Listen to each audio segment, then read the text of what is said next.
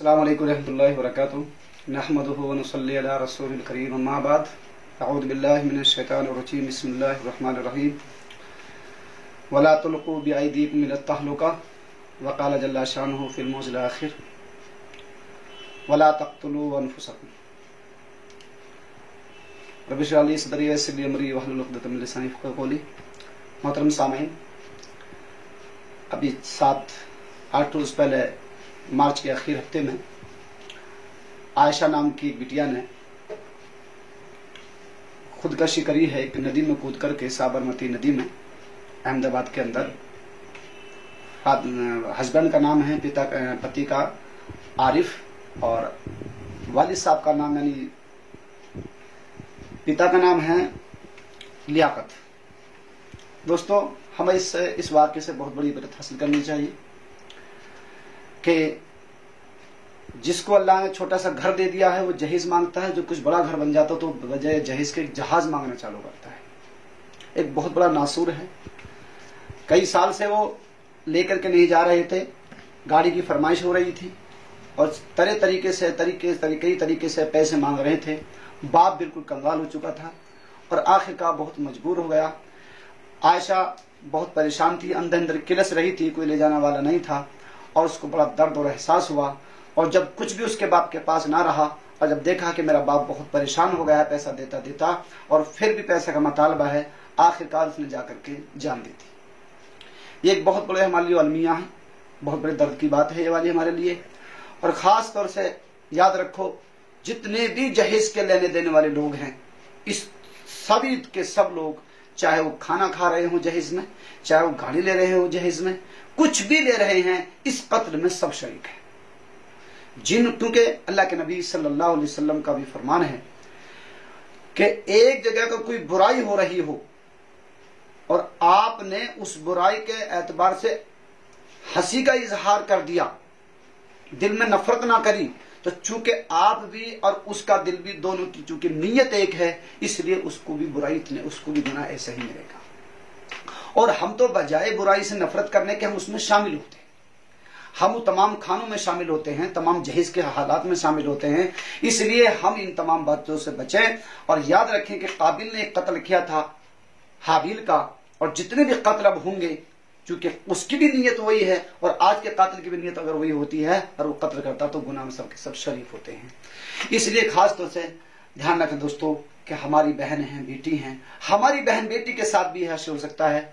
गरीब बेचारा कहाँ से अपने बेटी के लिए शादी, कितनी लड़कियां बेचारी आज तक बगैर शादी के बैठी हुई हैं और कितनों भग गई हैं, कितनी मर गई हैं और कितनों के साथ जला करके ससुराल वालों ने और जहेज के ऊपर उसको छोड़ दिया गया है।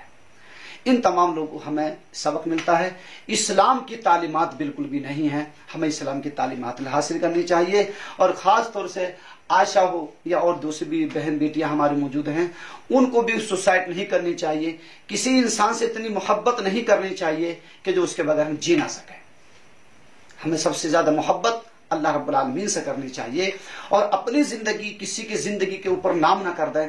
हमें हमारा सबसे बड़ा मालिक परवरदिगार जो है अल्लाह रब्बुल आलमीन है। हम पे अगर उन पर या किसी भी परेशानी आ रही है, हमें उस पर सब्र करना चाहिए। और तमाम जितने भी बच्चे हमारे आज जो पढ़ रहे हैं, इन्हें इस्लाम की तरबियत होनी चाहिए और इन पर परेशानी में सब्र करना इनको सिखाएं, खुशहाली में उनको शुक्र करना सिखाएं, ताकि दोनों जिंदगी जीने के इनके पास सलीका होना चाहिए। हमारा बच्चों का अकीदा मजबूत होना चाहिए। अल्लाह के नबी सल्लल्लाहु अलैहि वसल्लम ने फरमाया है, जो किताब तिब के अंदर एक हदीस आती है कि जो आदमी जहर खा करके मर जाता है, जहन्नम में वो जहर ही खाता रहेगा। जो आदमी अपने धारदार हथियार से कत्ल करता है अपने आप को, किसी ने गोली मार ली है या किसी ने छुरे से अपना पेट फाड़ लिया है, तो क़यामत में उसके हाथ में छुरा दे दिया जाएगा, वो हथियार दे दिया जाएगा, वो वहां पर भी वही काम करता रहेगा। और इसी तरीके से कोई पहाड़ से नीचे कूद करके मर गया है, वो ऐसे ही कूदता रहेगा और अल्लाह का उसके ऊपर गजब और बहुत बड़ा अजाब उसके ऊपर जारी रहेगा। इसलिए हमें इन तमाम चीजों से दूर रहना चाहिए। अपने बच्चों की हम तालीम तरबियत ऐसी अंजाम से दें। आज देख रहे हैं कि बहुत सारे पढ़े लिखे लोग हैं, नंबरों में फेल हो गए, आपने खुदकशी कर ली है, माँ बाप से ज्यादा डांट दिया, खुदकशी कर ली है, कहीं तौहीन हो गई है, उसने खुदकशी कर लेते हैं। इसी तरीके से मुआशरे में इसी जिंदगी को अपनी मेन मकसद जिंदगी बना लिया है, जबकि ये बिल्कुल खिलाफ शरा है। दोस्तों, हमें मालूम होना चाहिए इस जिंदगी के बाद एक जिंदगी और आने वाली है।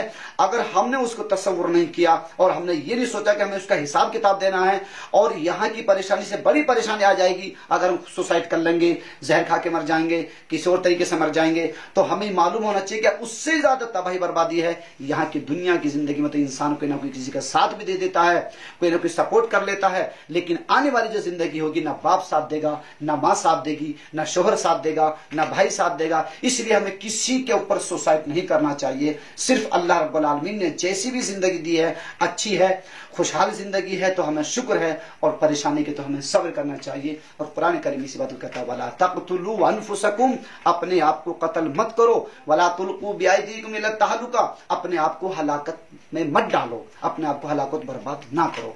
तो हम अल्लाह से दुआ करें, अल्लाह ताला हम सबको कुरान हदीस के मुताबिक जिंदगी गुजारने की तौफीक अता फरमाए। अल्लाह ताला हम तमाम बच्चों को इस्लामी तरबियत देने की तौफीक अता फरमाए। अल्लाह रब्बुल आलमीन तमाम लोगों को मरते दम तक इस्लाम की जिंदगी गुजारने की तौफीक अता फरमाए। अस्सलाम वालेकुम।